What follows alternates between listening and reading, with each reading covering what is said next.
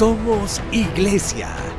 La Iglesia es el nuevo pueblo de Dios, llamado a ser la luz del mundo y la sal de la tierra.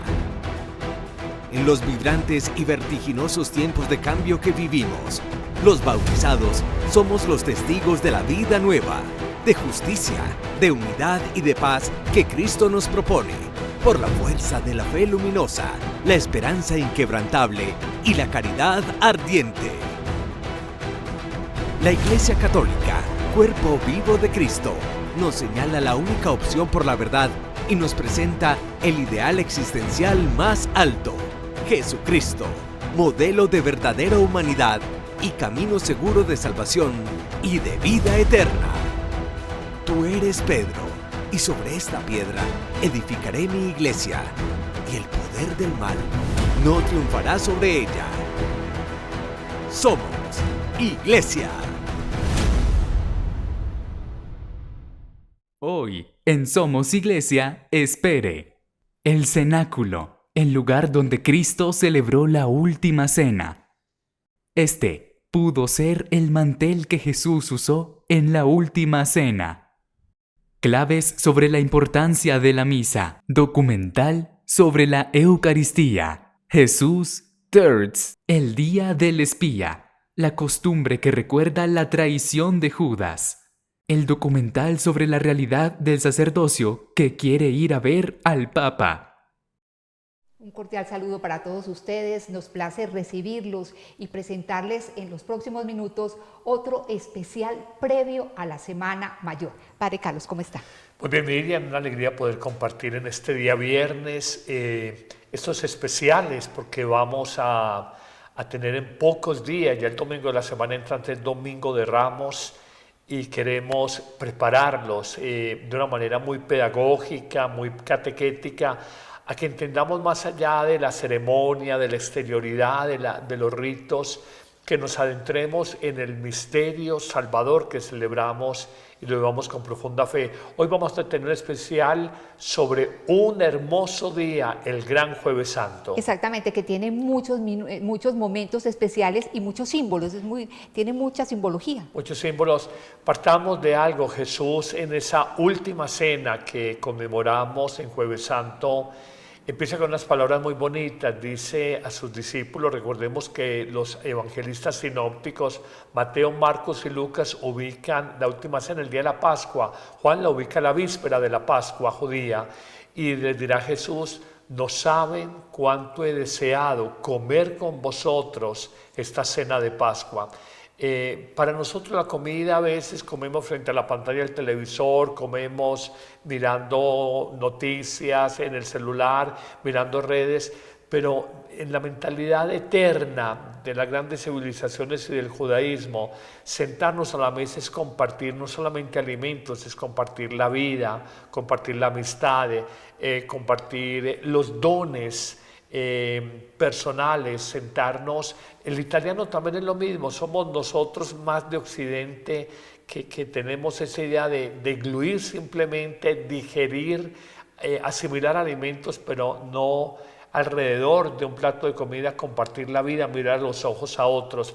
Esto es muy importante en la antropología integral, y la última cena se da en ese contexto. Es el testamento espiritual que Jesús empieza a legar, lo concluirá en Viernes Santo, pero ya empieza a darnos el gran mandamiento, el mandamiento nuevo del que vamos a hablar en este programa. Padre Carlos, es muy conmovedor pensar en esa última cena, porque el Señor la preparó con mucho cuidado, pero iba a ser un momento muy agridulce, porque si bien estaba compartiendo con sus amigos, con sus apóstoles, con sus seguidores más cercanos, también estaba ya preparándose para su sacrificio, para todo lo que iba a pasar, ¿no? Si miramos los llamados evangelios de Judas, dicen algunos, de lunes, martes y miércoles santo, porque es uno de los personajes centrales en los evangelios que veremos, repito, lunes, martes y miércoles santo.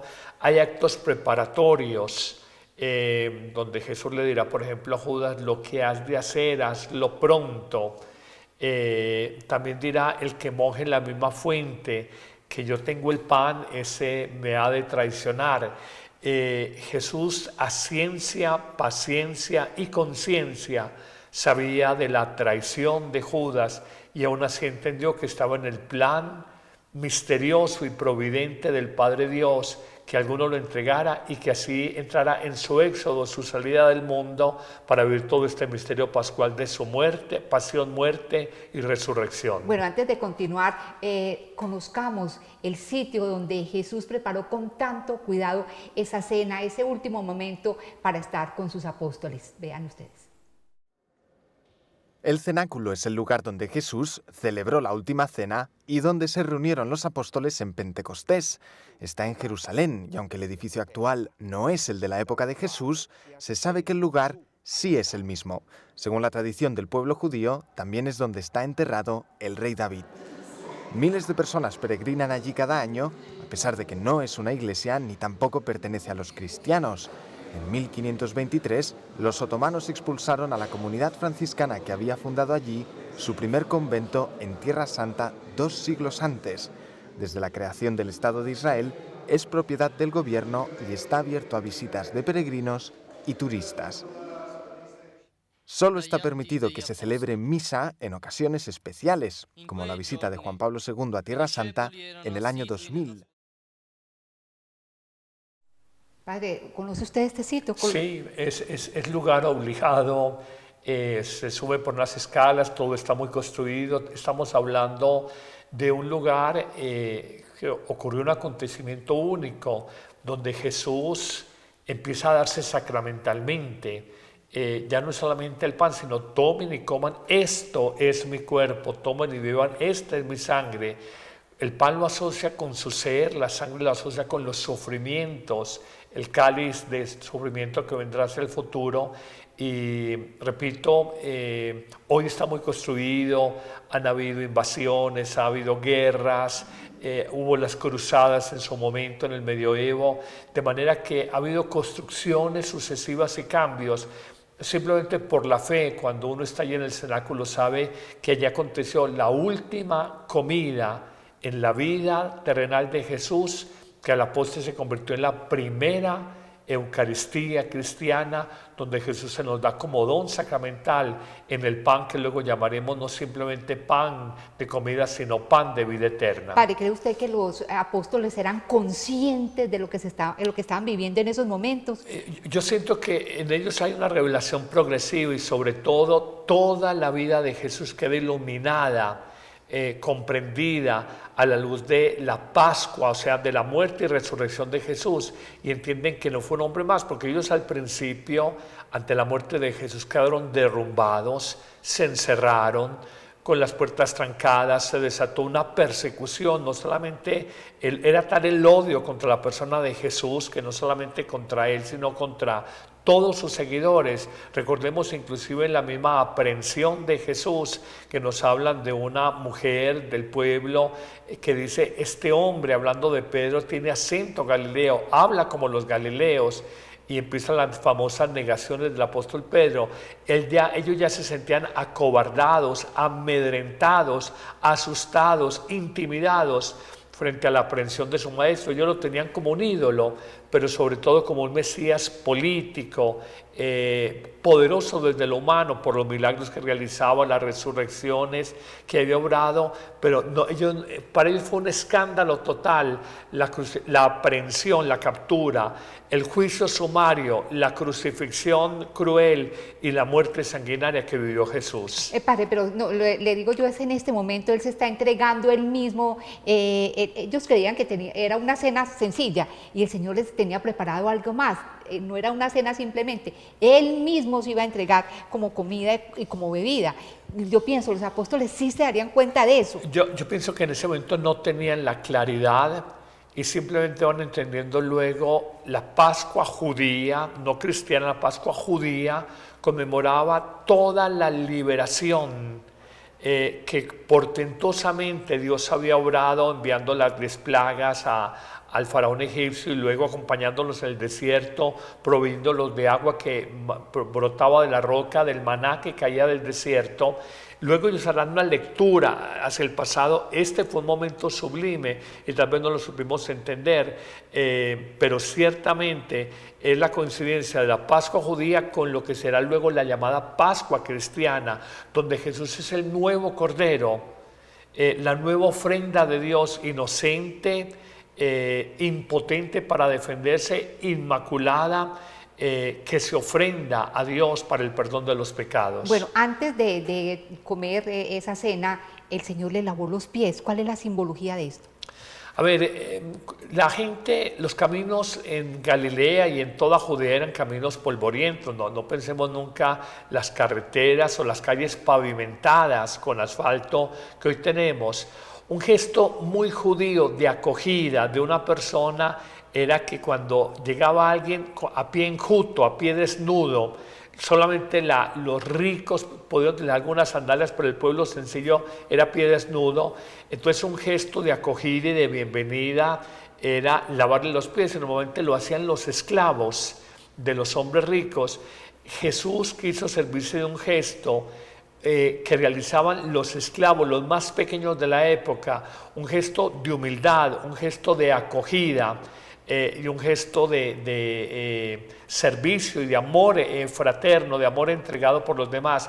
Pedro al principio se escandalizó y Pedro, que era siempre tan primario para reaccionar, le dice: tú no me puedes lavar los pies, o sea, tú eres nuestro rabino, nuestro maestro, el profeta, el futuro rey de Israel, el Mesías enviado por Dios, tú no puedes hacer eso. Entonces Jesús lo reprende. Pedro fue el primer papa de la iglesia, pero Jesús lo fue conductando y le dijo: si no te puedo lavar los pies, nada tienes que ver conmigo, no te puedo lavar ninguna parte del cuerpo. No, entonces láveme, y no solamente los pies, láveme todo el cuerpo.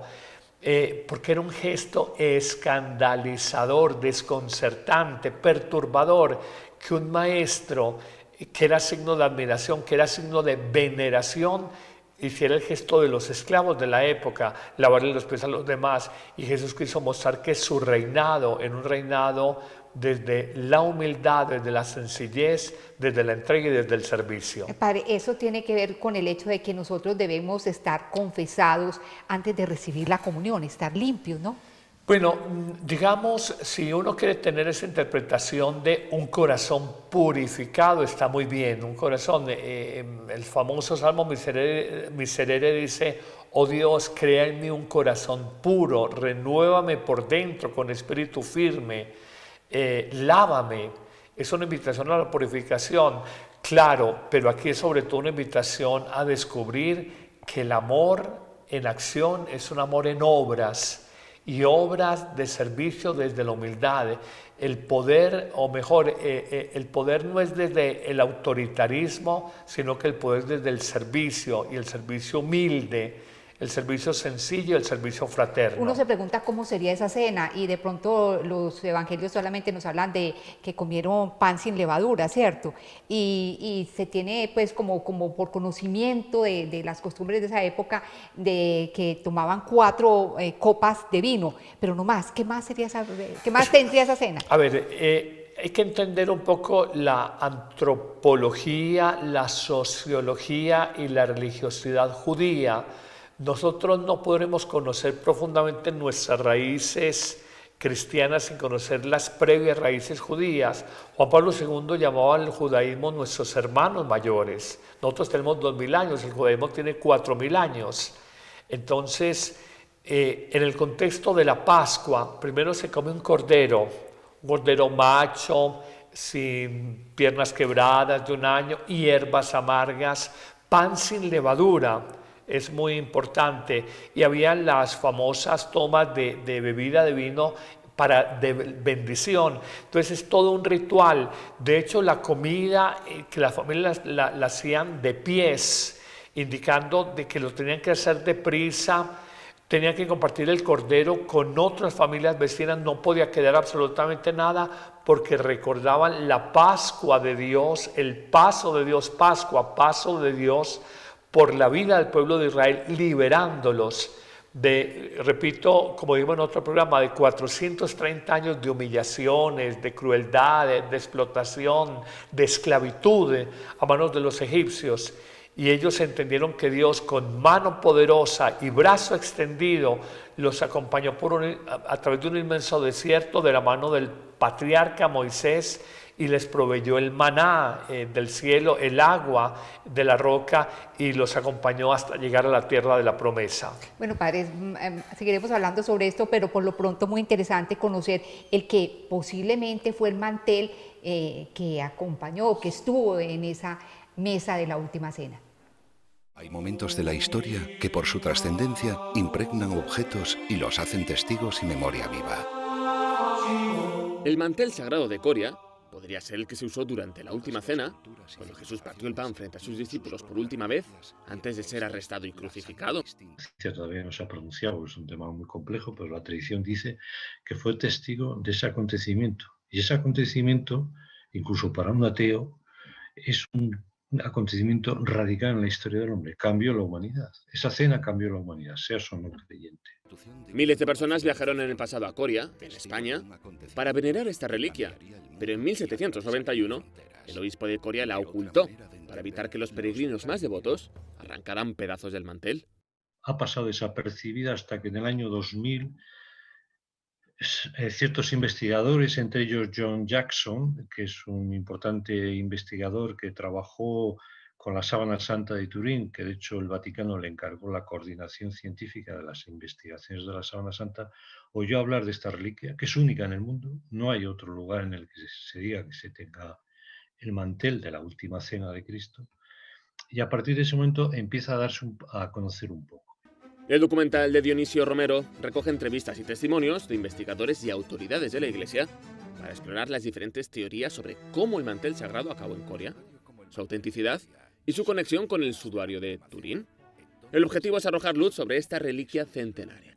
De hecho, en el documental, en la parte central lo llamamos la biografía, como si fuese la vida de un ser vivo, la biografía del mantel, porque este mantel, de lo que ya sabemos, de lo que está documentado, tiene una vida interesantísima. Ha habido guerras, exilios, ha tenido que esconder. Este documental combina arte, historia y ciencia para descubrir los secretos entretejidos en el mantel sagrado de Coria.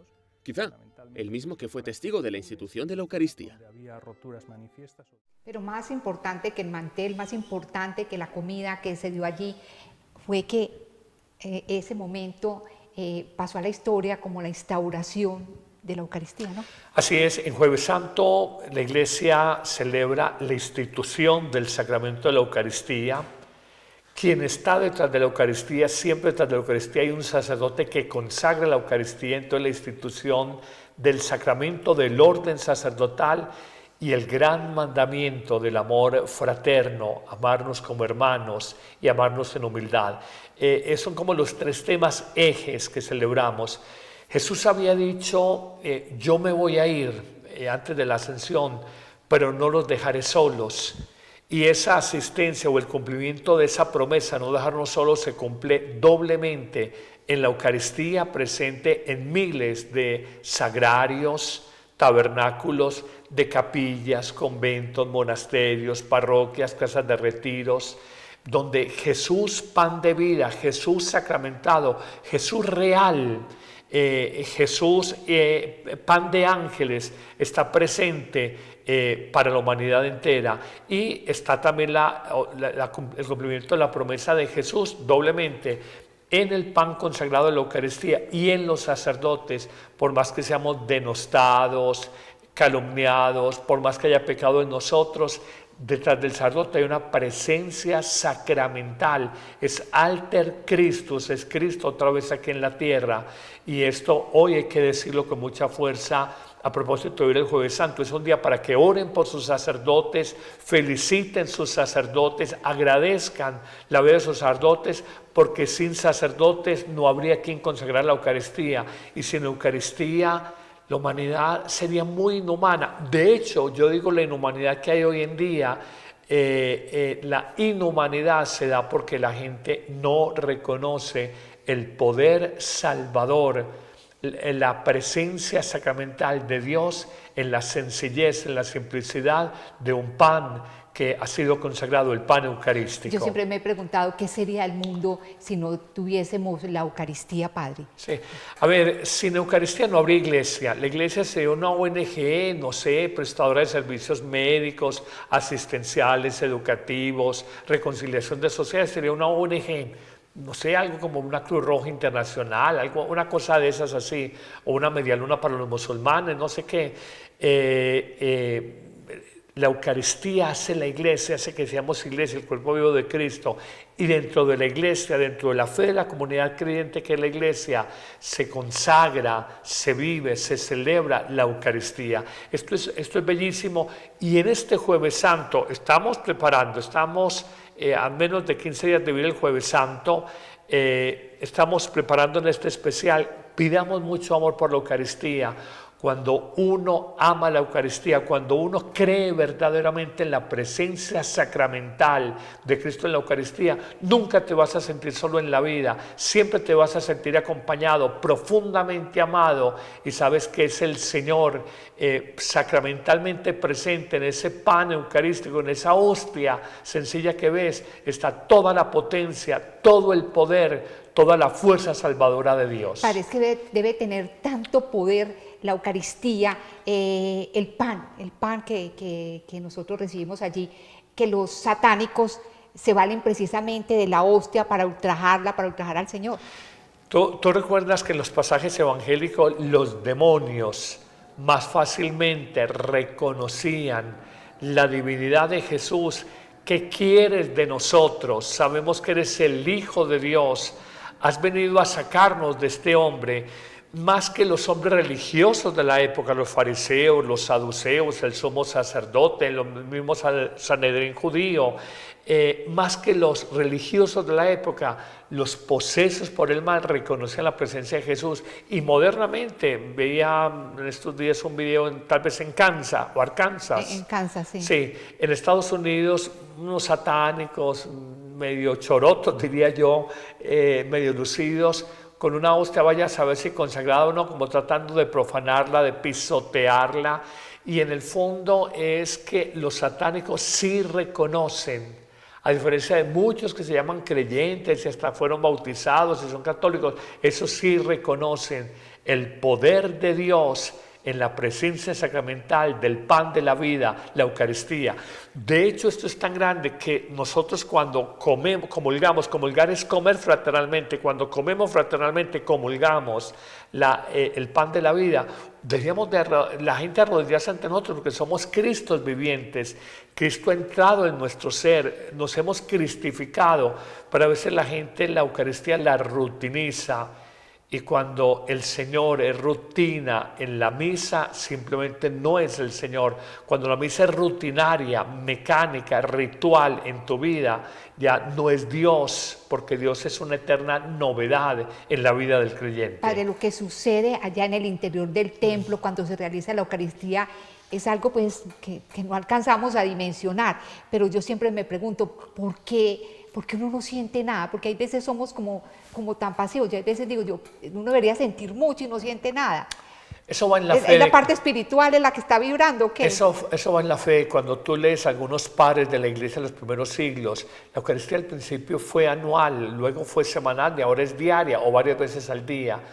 Cuando era anual encontramos textos de padres de la iglesia, santos teólogos de los primeros siglos del cristianismo, donde decían, me tomo 6 meses preparándome para recibir el pan de la vida, para comulgarlo, y me doy otros 6 meses agradeciendo el pan de la Eucaristía, el pan de la vida. 1 año entero, cuando la Eucaristía era anual, luego sería el día del Señor el domingo, luego sería diaria en la evolución que ha tenido en el tiempo. Pero la gente, y tal vez nosotros mismos, hay sacerdotes que celebran con una reverencia el misterio, que invitan los santos. Cuando yo veo las misas reales de Padre Pío, antes de morir en 1968, uno ve en su ancianidad la reverencia de unas Eucaristías que tienen una duración de 2 horas, tal vez un poco más. Y uno ve que mientras más santidad una persona, más conciencia de la grandeza del pan de vida, de la presencia, repito, real y sacramental de Cristo. Pero cuando una persona es del mundo, es trivial, pues va en sudaderas, en chores, mira el reloj, de pronto hasta contesta una llamada en celular, no es por mal, ahí sí hay que decir, como decían las abuelas, la ignorancia es atrevida, el ignorante es audaz y no entiende, pero como decía el santo cura de Ars, lloraremos en la eternidad, no haber amado más, no haber valorado más y no haber comulgado más a Cristo, pan de vida. Veamos un video sobre la importancia de la Eucaristía, porque enseguida quiero preguntarle al Padre Carlos cómo, él habla ahora de que hemos rutinizado la Eucaristía, cómo salir de esto, Padre, cómo volver a tener la Eucaristía como una novedad en la vida. Vean ustedes.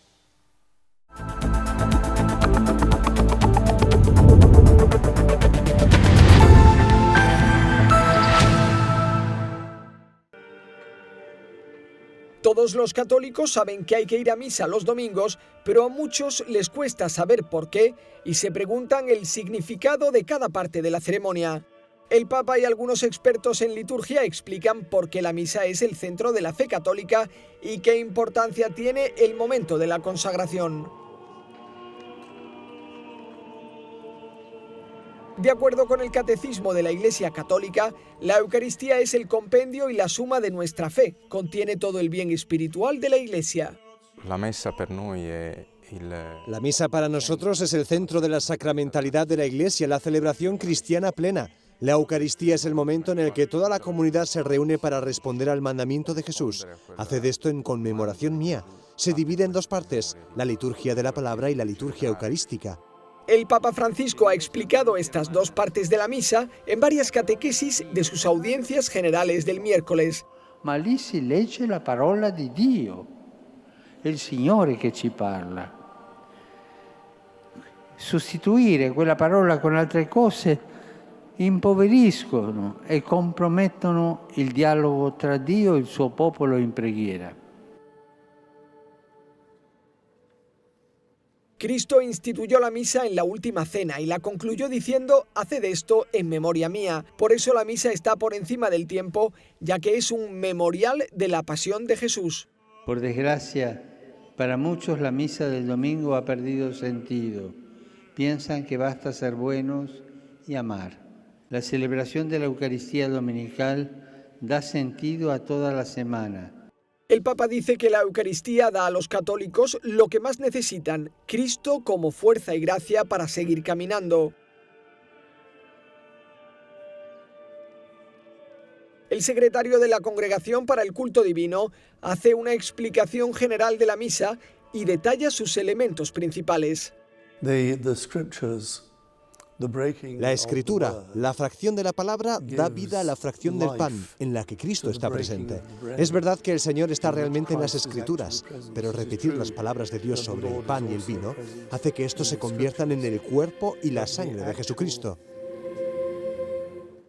Creo que fue el santo cura de Ars que decía que si nosotros asistiéramos a una Eucaristía y la viviéramos plenamente y supiéramos lo que está aconteciendo allí, moriríamos prácticamente de gozo, de amor. Exactamente, pero nosotros, Padre, la gran mayoría hemos caído en una rutina y la Eucaristía a veces la vivimos de una manera muy mecánica, es decir, sin encontrarle el gusto, el sentido, el sabor. ¿Cómo volver a vivir la Eucaristía de una manera nueva? Un sacerdote hablaba de que volvimos la misa en 6 R's, todas palabras por la letra R: rezo mecánico, rutina, repetidera, recolecta, regaño. Bueno, me olvidó una de las... Ahí hay 5: rutina, rezo mecánico, rutina, repetidera, recolecta y regaño. Eso no es la Eucaristía.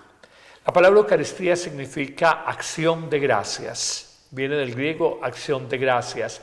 Vamos a agradecer a Dios la vida, la familia, la salud, la fe, los carismas, los dones, las enfermedades de las que hemos sido sanados, las caídas de las que nos hemos levantado, la protección frente a peligros que hemos tenido, el regalo de la naturaleza, la lluvia, el sol mañanero. Hay tanto por agradecer a Dios, un Dios creador, un Dios providente, un Dios amoroso. Pero en la Eucaristía hay como 5 elementos esenciales que yo distinguiría y que tenemos que tener en cuenta. Lo primero, la Eucaristía es alimento. Vamos allá a alimentar el alma.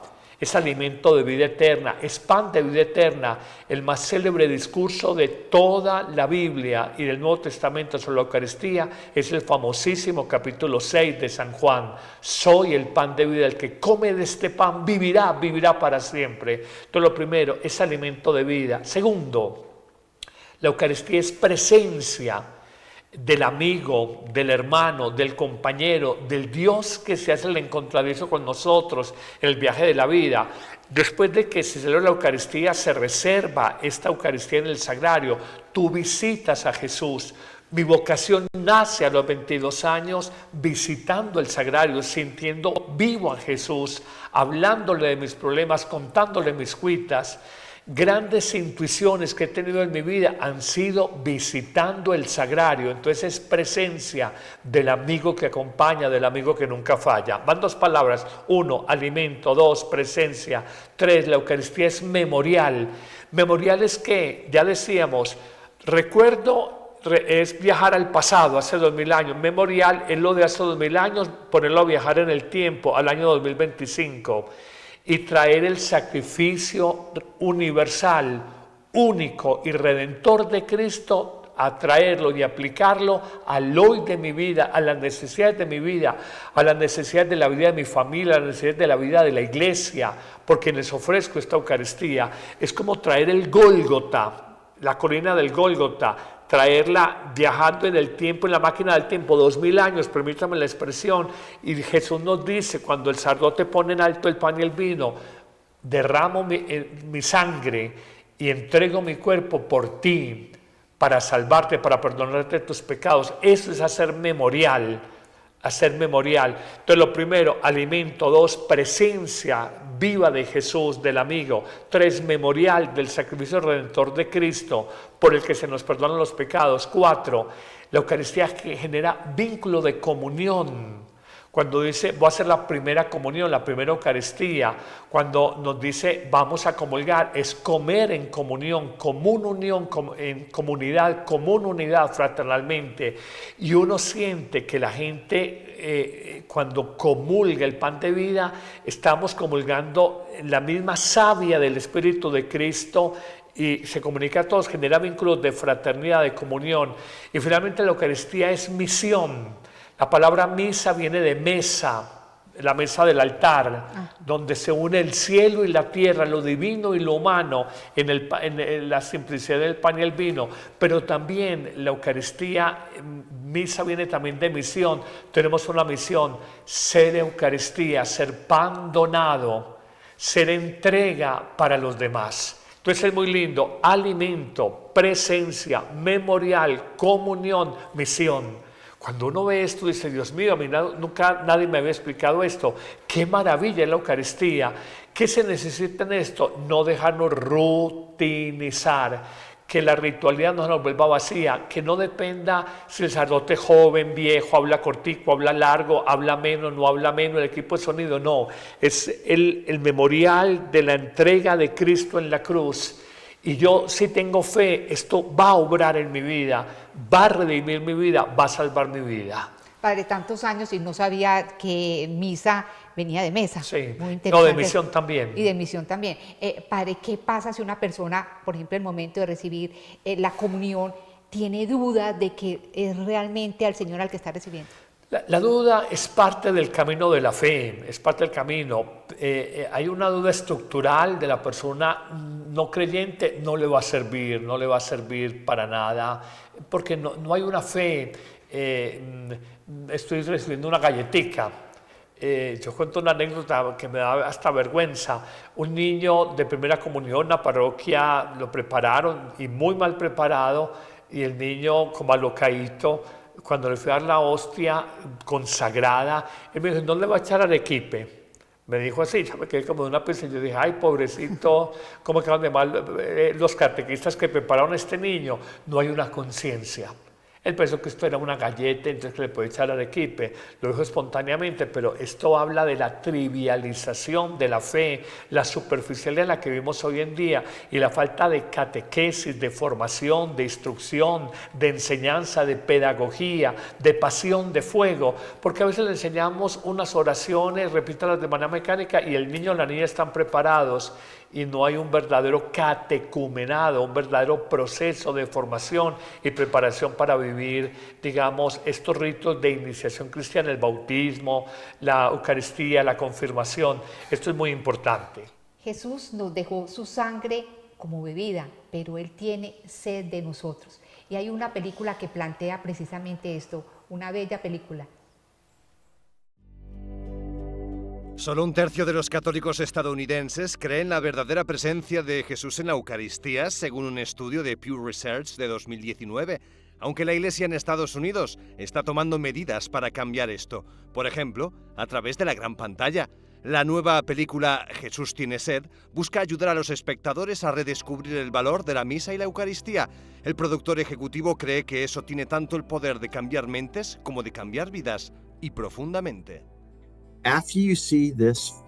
Después de que veas esta película, este documental, que es como una carta de amor para ti, vas a sentir que es necesario ir a misa tan a menudo como sea posible, y a la confesión, y a la adoración eucarística. Lo he oído una y otra vez con gente que la ha visto en nuestros preestrenos y en nuestros estrenos. Es absolutamente increíble cómo te puede cambiar la vida. La película subraya el origen bíblico de la Eucaristía, pero también lleva a los espectadores a un viaje por el mundo moderno, desde el centro de Chicago hasta Eslovaquia o aldeas de Uganda, para mostrar los milagros eucarísticos y el poder que la misa tiene para personas de toda condición. Con la participación de conversos conocidos a nivel mundial como Scott Hahn o Eduardo Verástegui, los realizadores confían en que los espectadores se sientan impulsados a compartir su fe redescubierta. Lo que esta película garantiza absoluta y positivamente es que creará evangelizadores, porque cuando finalmente percibes la presencia real, lo que significa la presencia real, lo mucho que Jesús nos ama, tienes que compartirlo con otras personas, te sientes obligado a hacerlo.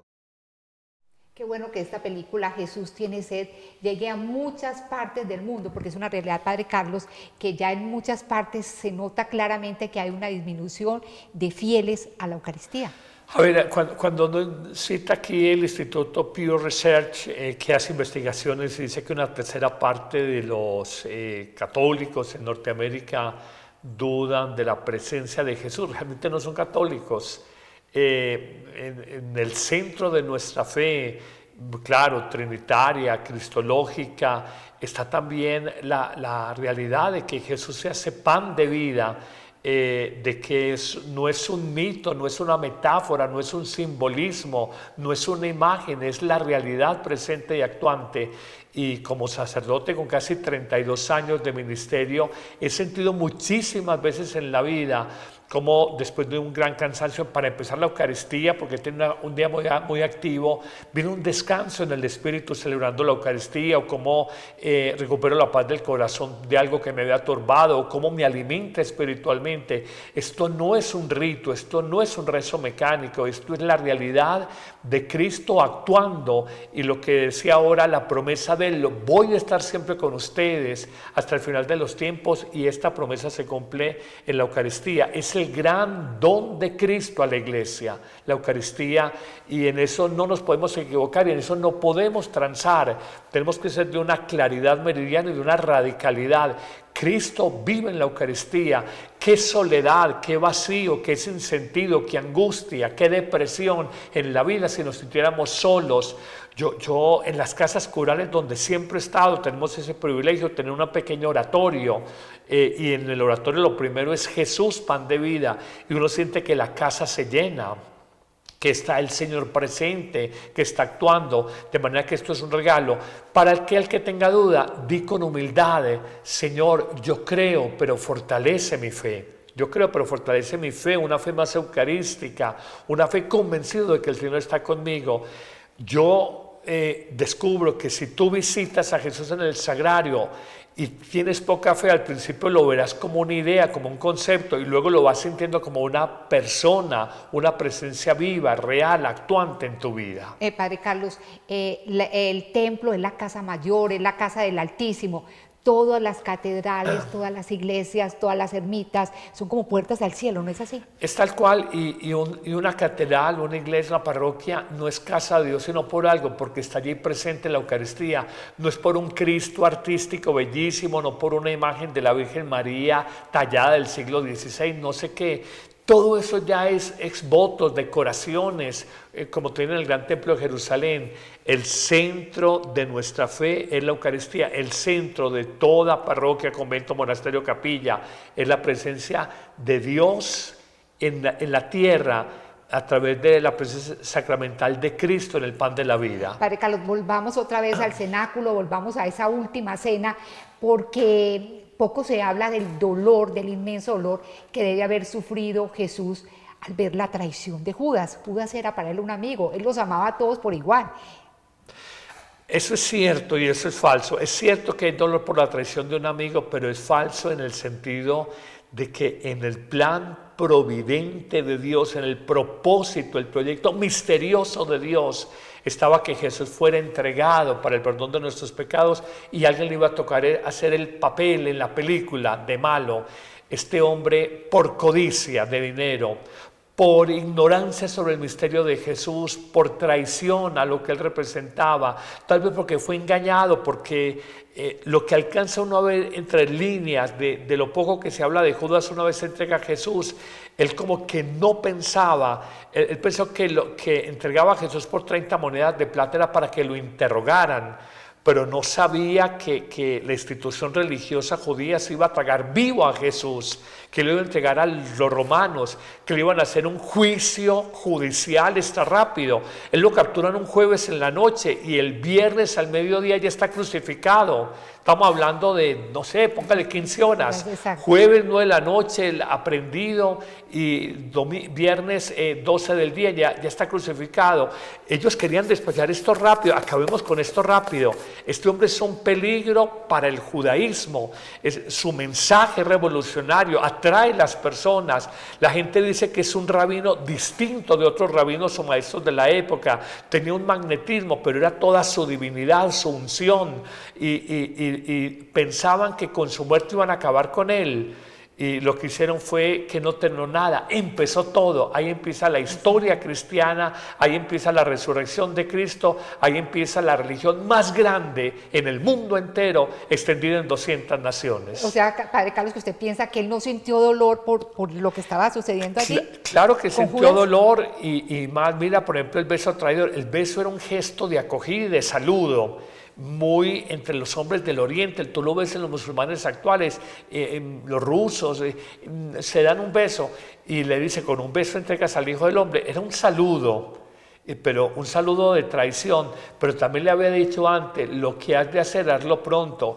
Jesús siempre fue sabedor, conocedor de la traición de Judas y nunca le impidió. Exactamente. De hecho, él sabía que iba a Jerusalén, iba a entregar su vida y él dirá, a mí no me arrebatan la vida, yo la entrego libremente. Él estaba cumpliendo el plan providente del Padre Dios.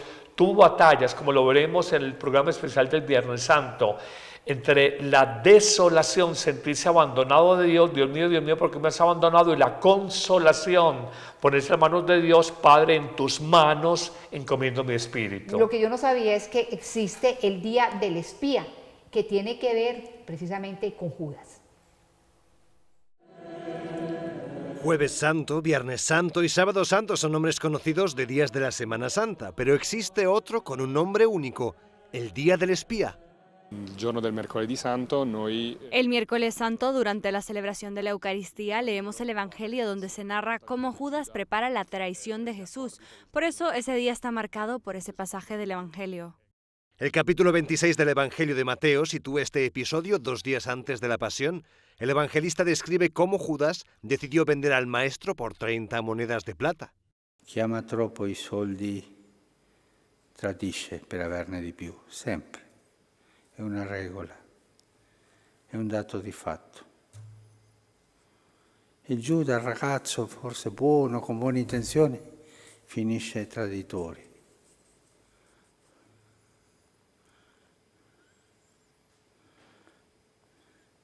Al punto di andare al mercato a vendere.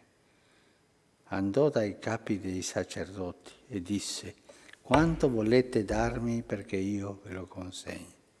Directamente. No está clara la fecha exacta en la que los cristianos comenzaron a referirse al miércoles santo como el día del espía. De lo que sí hay evidencias es de que en el siglo IV ya se consideraba Semana Santa a los 7 días previos a la Pascua, por lo que entre los primeros cristianos ya se vivían estos días de una forma muy especial. Al día del espía también se le conoce con otros nombres como miércoles del silencio, porque los evangelios no recogen nada de lo que hizo Jesús en esa jornada. Dicen las escrituras que Judas, después de haber entregado al Señor, le entregó a los romanos, se suicidó. Y uno piensa, Padre Carlos, ¿dónde estaba Judas en el momento en que el Señor hablaba de perdonar hasta 7 veces 7, hasta 70 veces 7 y demás, hablar del hijo pródigo, cuando habló del hijo pródigo y demás?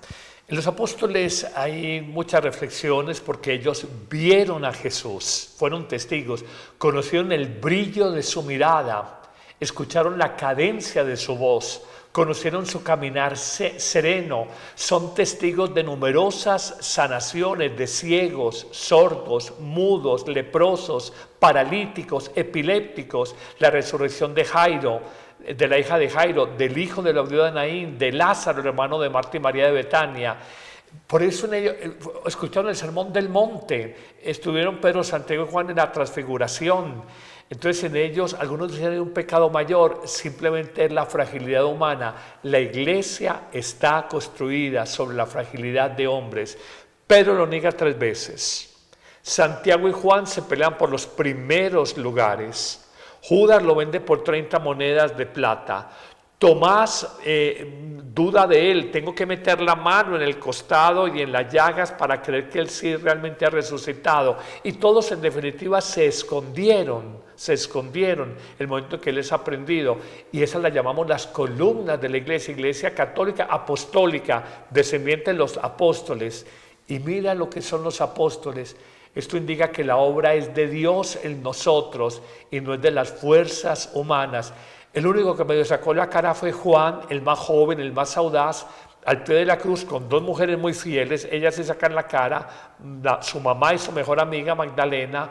Pero Juan ya se había peleado por los primeros lugares, a derecha e izquierda, peleando frente a los demás discípulos, estar al lado de Jesús, de manera que no podemos sacar la cara por ninguno.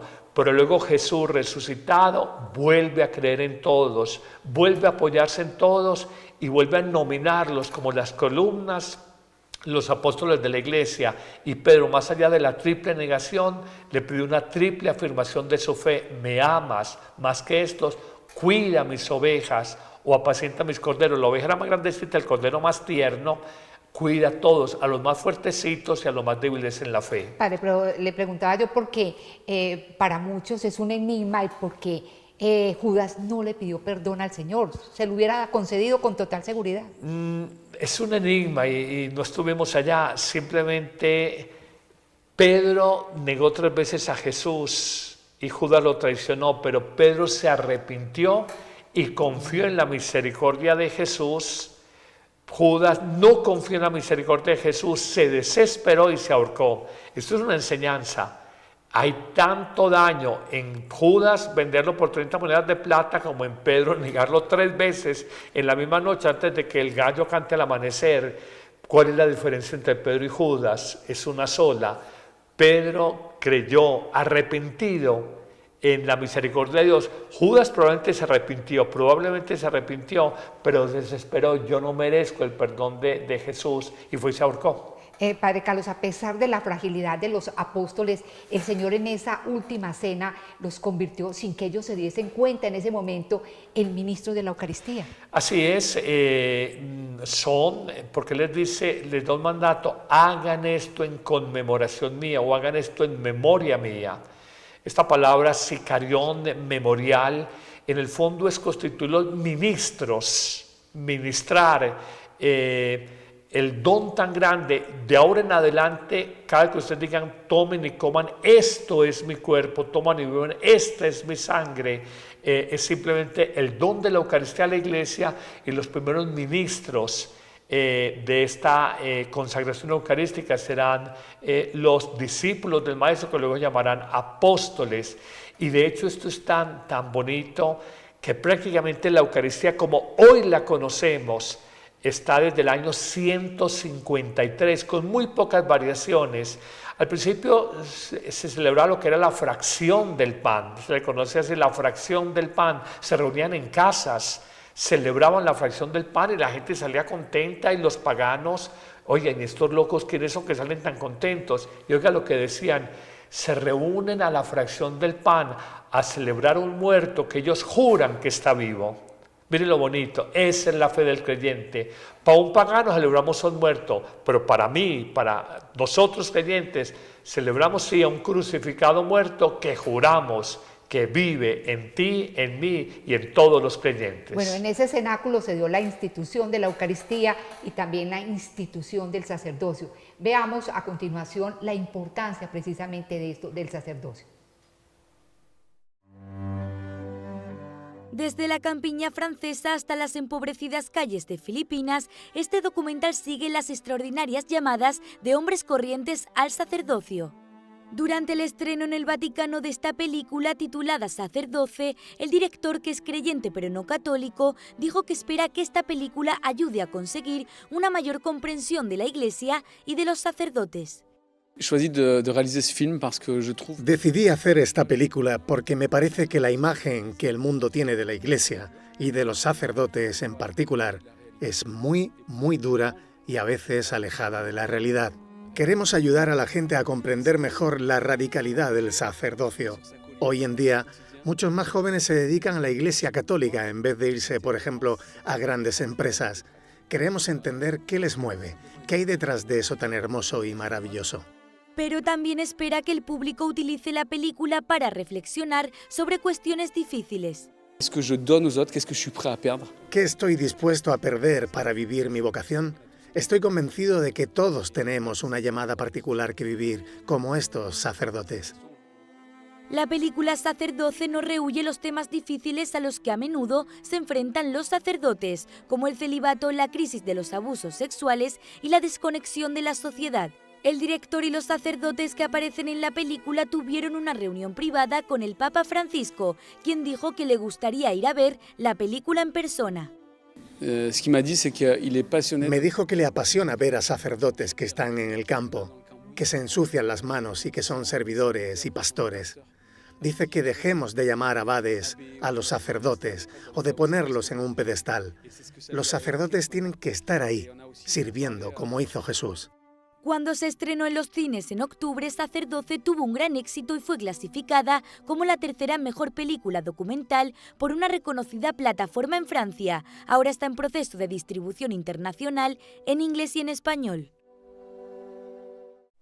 Según la Universidad de Chicago, una de las 10 universidades más importantes del mundo, los sacerdotes son los profesionales más felices. ¿Usted qué dice, padre? Mira, un sacerdocio bien llevado es el cielo en la tierra. Un sacerdocio, un ministerio sacerdotal bien llevado con coherencia es el cielo en la tierra. Y un sacerdocio mal llevado es el infierno en la tierra. Ajá. Entonces, distinguimos. El sacerdocio, cuando tú ves estar con Dios, servir a las almas, formar discípulos, acompañar, como dice el Papa, la carne viva de Cristo, compartir con los pobres, conocer lo profundo del misterio humano, del alma humana, compartir con la gente, no es sino fuente de plenitud y alegría, amén de que la comunidad católica es lo más lindo que tiene la Iglesia. La gente con nosotros es consentidora, es querida, es amorosa, es familiar, es ayudadora. El sacerdote es una figura polémica. Así como hay unos que nos odian, que son enfermos patológicos de odio y destilan veneno contra la iglesia y contra los sacerdotes, hay muchísima gente que nos quiere, que es querendona, que es familia. Y se cumple lo de Jesús: quien deja familia, padre, madre, hermanos, hijos, por mí, recibirá 100 veces más. Nuestra familia es más universal, más grande de la comunidad cristiana. De verdad que ese sacerdote bien llevado es fuente de paz, de alegría profunda y de plenitud de vida. No obstante esto que usted dice, Padre Carlos, ¿por qué siguen disminuyendo las vocaciones a la vida sacerdotal en el mundo? Yo creo que lo que leí en algún comentario, hoy vivimos el síndrome de la sopa de lentejas. ¿Cuál es el síndrome? Recordamos el relato de la bendición que había recibido Esaú, el hermano mayor, el hijo mayor, y no Jacob. Y cambió esa bendición de Dios por una sopa de lentejas porque le gustaba mucho. Cuando yo oigo hermanos sacerdotes de aquí de Medellín, de nuestra arquidiócesis, me salgo porque me voy a ir con alguien a vivir por ejercer mi carrera de X, psicólogo, maestro, lo que sea. Yo digo, está cambiando la bendición de Dios, la primogenitura, todo el regalo de Dios de haber sido elegido. Ya no lo llamo servos sino amigos, lo está cambiando por un plato de lentejas. Cuando el mundo te mueve más que el llamado de Dios, vives el síndrome de la sopa de lentejas. O sea, cambiando una quebrada por un mar. Cambiando el océano. Cambiando el océano por una quebrada. Cambiando el océano Atlántico, maravilloso, con fauna, con flora, por una quebrada sucia. Exacto. No, es comprarnos el evangelio del mundo, cuando el evangelio de Cristo no lo conocemos, lo desconocemos, lo ignoramos. Es la superficialidad en la que vive el ser humano. Y Satanás, que no deja de actuar, quiere hacerle mala prensa todo el tiempo. Yo veo mucho idiota útil. Primero conozco obsesivos perseguidores, patológicos, enfermizos perseguidores de la iglesia. Normalmente ha sido gente que estuvo dentro de la iglesia, estudiaron en seminarios, fueron expulsados, con problemas morales graves, con problemas psicológicos grandes, y son eternos enfermos. Y muchos son replicadores de ese discurso de odio y creen que le prestan un servicio a la humanidad, sembrando odio contra sacerdotes. Habrán sacerdotes equivocados, como hay políticos equivocados, empresarios equivocados, amas de casa equivocadas, secretarias equivocadas, pero hay mucha gente buena, empresarios, amas de casa, personas de a pie, hay muchos sacerdotes buenos, y ese hay que mostrarlo hoy y tiene que ser titular de prensa. Padre, antes de finalizar, antes de despedir el programa, ¿cuál debe ser nuestro sentir este Jueves Santo? Yo creo que primero agradecerle a Dios de corazón frente a Jesús Eucaristía. Gracias por ser pan de vida, gracias por ser alimento de vida, gracias por ser el amigo, la presencia del amigo, del compañero que nunca falla, que siempre está conmigo. Lo primero. Lo segundo, agradecer la vida de los sacerdotes. En la iglesia hoy vivimos lo que yo llamo las PES. Las PES. Hay pecado en la iglesia, hay persecución en la iglesia, hay purificación de la iglesia, hay periodo de prueba para la fe de los creyentes. Nos toca tener paciencia, perseverancia y caminar siempre hacia la Pascua eterna del Señor. 7 P's que definen como el momento eclesial que hemos vivido en los últimos 10, 15 años. Padre, y finalmente hay una cosita que se me ocurrió, que hay muchas personas que el Jueves Santo, en las horas de la noche, van a hacer un recorrido por los diferentes monumentos de su ciudad, pues en las iglesias de su ciudad o demás. Y yo creo que esto se va a convertir en algo muy turístico. Yo pienso que es mejor que nos quedemos en un monumento, pero con encuentro real con el Señor. El Jueves Santo normalmente es lo que llama la hora santa, donde se hace una meditación orante ante Jesús Eucaristía, del misterio de la Eucaristía, el misterio del sacerdocio y el mandamiento nuevo del amor fraterno. La gente lo hace, digamos, por costumbres culturales que se han adquirido a lo largo de los años, costumbres eclesiásticas, no costumbres eclesiales. Entonces visitar 7 santuarios, entrar, pedir una gracia, pero a veces la gente se queda, ¿cuál monumento está más bonito? ¿Cuál tiene arreglos florales más hermosos? ¿Cuál tiene telones más lindos? Luces más no sé qué, la cascada de agua. No nos quedemos en la exterioridad. La invitación es a que vivamos el misterio internamente. La salida de la crisis de Dios a la crisis de fe de hoy en día no es hacia afuera, es hacia adentro, donde somos habitados por Dios. Bueno, Padre, la semana entrante entonces estaremos viviendo el gran viernes de pasión. En la semana de dolores o semana de pasión, sí. Exactamente, el gran viernes de pasión y el gran día de la resurrección. Sí, pero a ver, estamos en este momento, la semana previa, en este viernes 4 de abril. La próxima semana es la semana de dolores o de pasión y luego la Semana Santa. Exactamente, para que estén muy atentos y como les decía, si no comprendemos nosotros el sacrificio que Jesús hizo por nosotros, difícilmente nosotros vamos a entender el amor que Él nos dio y a vivir como fieles en la iglesia. Lo más lindo de la fe cristiana, sentirnos apasionada, locamente amados por el Señor en gratuidad, en nuestro pecado, donde otros no nos amarían, donde otros nos juzgarían, Él no nos juzga, donde otros nos condenan, Él no nos condena. Lo más grande de la experiencia cristiana es el amor primero. Él nos primero toma la iniciativa, el amor loco de Dios por cada uno de nosotros. Exactamente, hay que ser fieles católicos. Bueno, Padre, muchísimas gracias por todo el contenido que nos ha dado, regalado, participado en este programa, a todos ustedes que nos han acompañado, a Men Comunicaciones y a Ron Report. Que estén muy bien. Dios los bendiga a todos.